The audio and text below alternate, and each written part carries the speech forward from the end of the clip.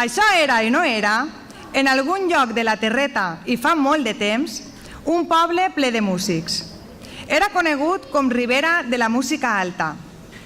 Els seus habitants sempre estaven tocant instruments i cantant. A l'hora que fora, sempre hi havia gent fent música. No feien un descans ni per a fer la migdiada.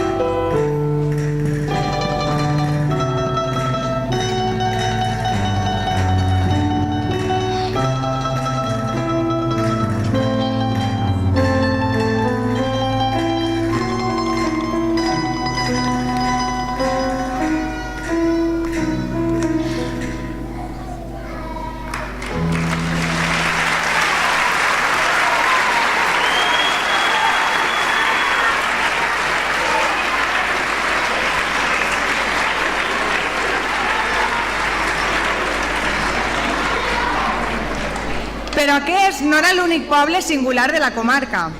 Ben prop d'ell, al seu costat, cal dir, hi havia un altre poble on la gent només feia que ballar. Aquest municipi s'anomenava La Dansera. Allí ballaven sense música perquè ningú sabia fer-ne.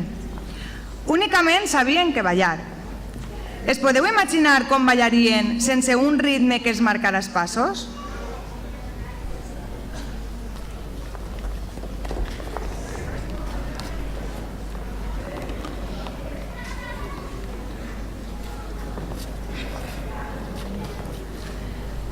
Malgrat ser dos pobles molt propers, els seus habitants havien estat barallats des de temps immemorials.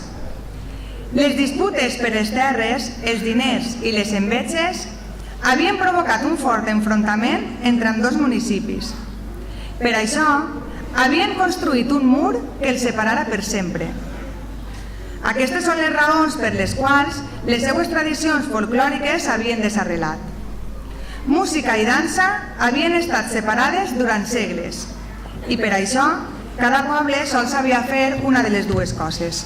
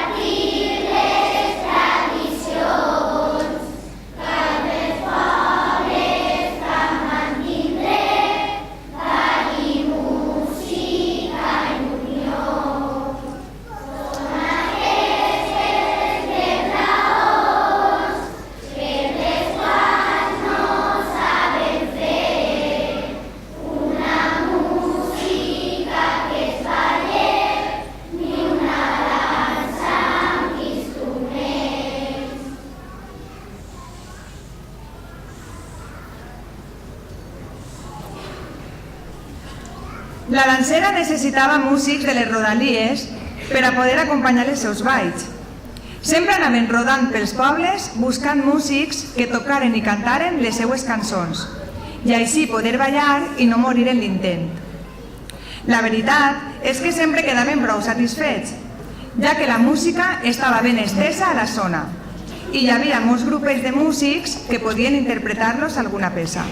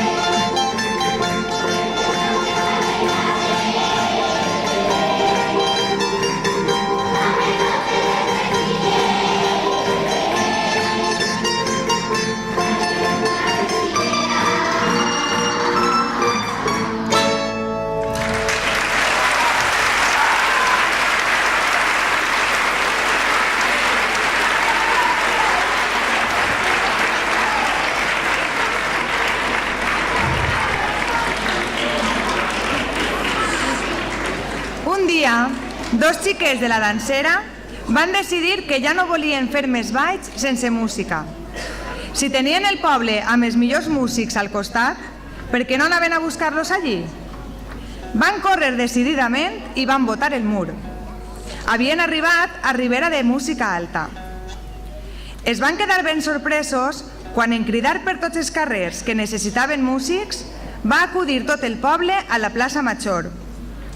Quina alegria es van endur en veure que en aquell poble passava tot el contrari del que es passava a ells, i per això deixaren que tots es mostraren la seva música. En escoltar-los tocar i cantar, de seguida es posaren a ballar. Segur que aquest públic coneix els temes que van interpretar-los. Poden fins i tot animar-se a cantar amb nosaltres.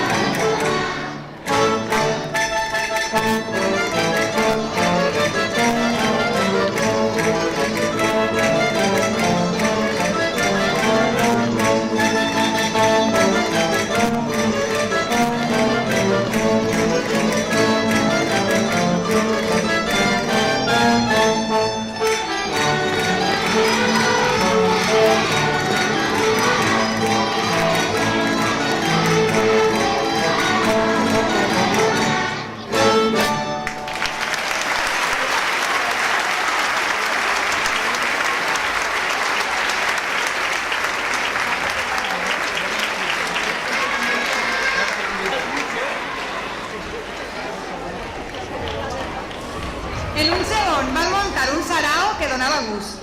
Quina festa! Tots pogueren gaudir plenament del que sabien fer. Però no veieren quin anava a ser el següent problema.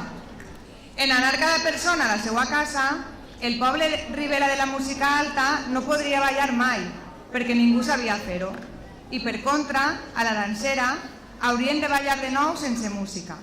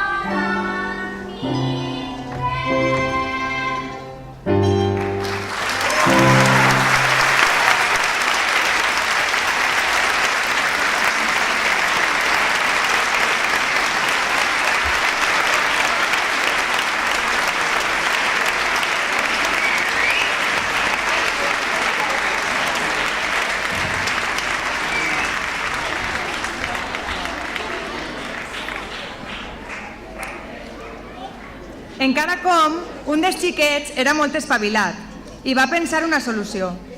Els músics podien ensenyar els balladors a tocar i els balladors podien ensenyar aquests a ballar. Així cap dels pobles hauria de buscar altres persones per a fer el que els agradava. Però abans havien de convèncer els seus veïns. I això feren. Convocaren la gent en la plaça i els explicaren la situació. La majoria del poble pensava que no hi havia motius per a seguir enfrontats. La veritat és que ja havien passat tants segles que ningú recordava el verdader motiu que els havia separat. I amb els ànims renovats decidiren anar a conèixer el poble del costat.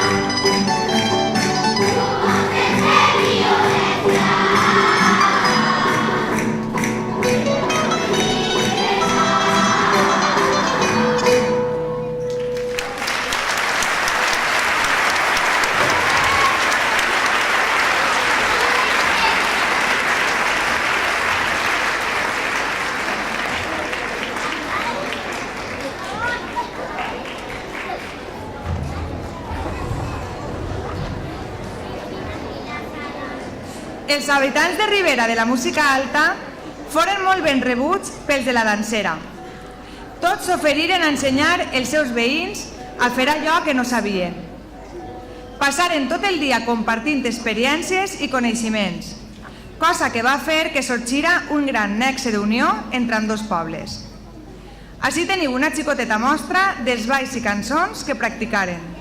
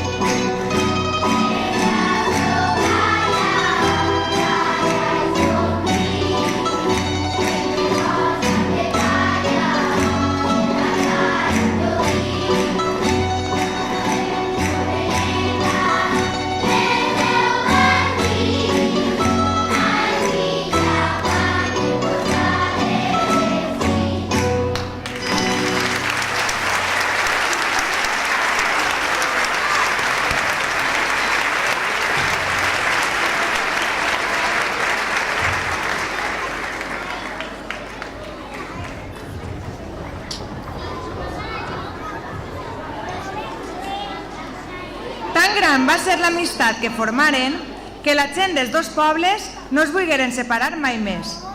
Per això, decidiren tirar les muralles que es separaven i unir les seues terres per a formar un únic poble, ple de músics i de balladors. Els seus habitants havien comprès que el ball i la música són inseparables i que les tradicions són l'essència d'un poble. Per reafirmar la seva unió, entre tots composaren una bella cançó que des d'aquell moment representaria el seu poble. Algú de vosaltres sap de quin poble estem parlant?